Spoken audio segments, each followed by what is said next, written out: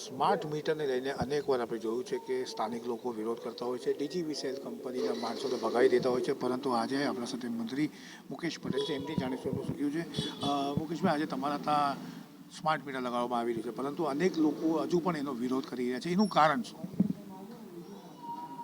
હું એટલા માટે આપના માધ્યમથી દરેક લોકોને કહેવા માગું છું કે સ્માર્ટ મીટરથી કોઈ લાઇટ બિલ વધારે નથી આવવાનું, એમાં કશો પણ કોઈ અલગથી ટેરિફ ચાર્જ નથી, ઇન્સ્ટોલેશન ચાર્જ નથી, મીટરનો ચાર્જ નથી.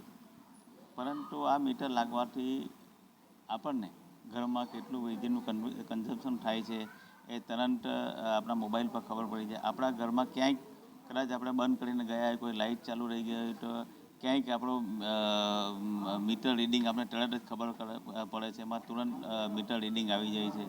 એટલે આપણને ઘરમાં કેટલો વપરાશ છે, આનાથી લાઇટનું કન્ઝમ્પશન બી તમારું ઘટી જશે. જે વપરાશ છે એ વપરાશમાં પણ નિયંત્રણ આવી જશે. એમાં કોઈ એવું લોકો એવી બધી ખોટી માન્યતા ફેલાવે છે કે પ્રીપેડ જેવું છે, અંદર પૈસા પટે છે, બંધ થઈ જાય, એવું કશું નથી. જે રીતના દર મહિને લાઇટ બિલ આવે છે તો એ રીતના જ થશે. આપણે જોયું છે કે લાઇટનો રીડર મેન આવે છે, રીડિંગ કરી જાય છે, પરંતુ 1 થી 10 તારીખ સુધી રીડિંગ કરવાનો અને એ આવે 12 થી 13 તારીખ સુધીમાં આવતો હોય તો એના આખા મહિનાનું ટેરિફ ચાર્જ લાગતો. આમાં એવું નથી કે આપણે દરરોજના મીટર આવે એટલે આપણું જે મહિનાનું જે ટેરિફ ચાર્જ હોય એ પ્રમાણે તમારો ટેરિફ ચાર્જ લાગતો હોય છે. મુકેશભાઈ, વિરોધ પક્ષો પણ આનો વિરોધ કરી રહ્યા હતા, તે લોકોને શું સંદેશો આપશો? કારણ કે લોકો તેનાથી ભ્રમિત થતા હોય. હું એટલા માટે જ આપના માધ્યમથી લોકોને કહેવા માનું છું, આમાં કોઈથી વિરોધ પક્ષથી ભ્રમિત થવાની કોઈ જરૂર નથી. આ મીટર લાગવાથી પહેલાં તમે જો અસલ મીટર હતા એનાથી આપણે એક સ્ટેપ ચેન્જ કરીને આ નવા મીટર આવ્યા, હજી એનાથી એક સ્ટેપ કરીને આપણે આ સ્માર્ટ મીટર લાવ્યા છે. તો સ્માર્ટ મીટરથી લોકોનો ફાયદો જ છે. એટલે કોઈ પણ વિરોધ પક્ષ એમાં ભ્રમિત કરે તો હું લોકોને આપના માધ્યમથી કહેવા માંગુ છું, ભ્રમિત થવાની જરૂર નથી.